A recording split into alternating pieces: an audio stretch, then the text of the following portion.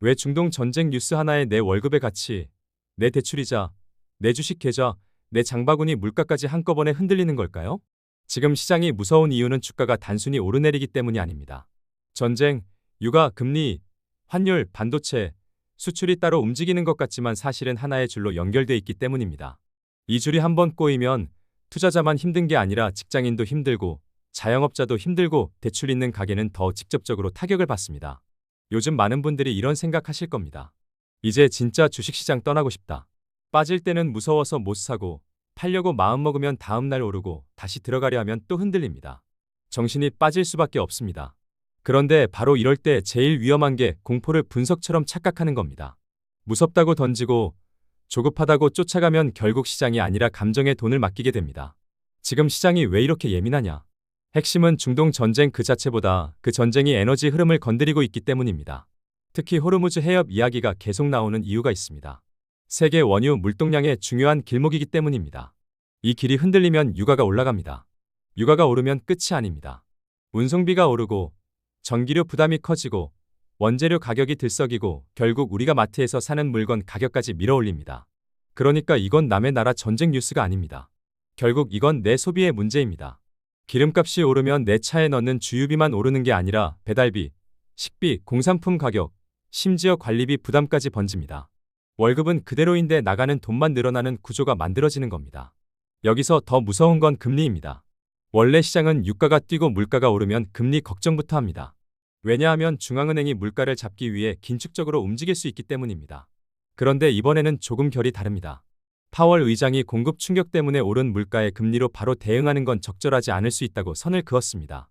쉽게 말해 기름이 부족해서 물가가 오르는 상황인데 금리를 올려버리면 경제만 더 세게 눌릴 수 있다는 겁니다. 이 말이 중요한 이유는 분명합니다. 시장이 제일 두려워했던 건 전쟁 때문에 유가는 오르고 금리까지 다시 올라가는 최악의 조합이었기 때문입니다. 그 공포가 조금 누그러졌다는 것만으로도 시장은 숨을 돌릴 수 있습니다. 물론 안심해도 된다는 뜻은 아닙니다. 다만 적어도 모든 악재가 동시에 최악으로 가는 시나리오는 조금 완화됐다고 볼 수 있는 겁니다. 그런데 많은 사람들이 놓치는 부분은 여기서부터입니다. 지금 시장은 공포만 있는 게 아닙니다. 버티는 힘도 같이 보여주고 있습니다. 이번 변동성 속에서도 시장이 완전히 무너지지 않았던 이유는 실적과 수출이라는 버팀목이 아직 살아있기 때문입니다. 특히 한국의 3월 수출은 굉장히 인상적이었습니다. 반도체만 좋았던 게 아니라 다른 품목까지 상대적으로 고르게 개선되는 모습이 나왔습니다. 이게 왜 중요하냐면 결국 주가는 뉴스가 아니라 실적을 따라가기 때문입니다.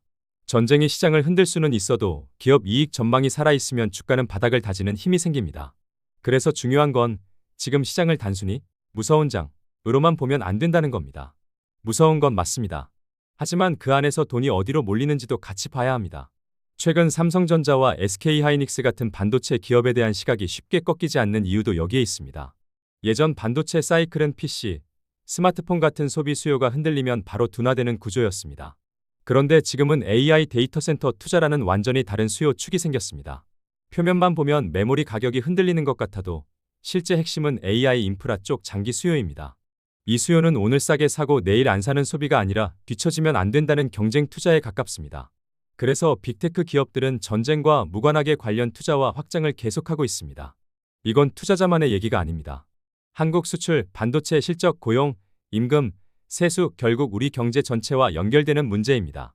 진짜 문제는 그래서 시장이 피곤한 겁니다.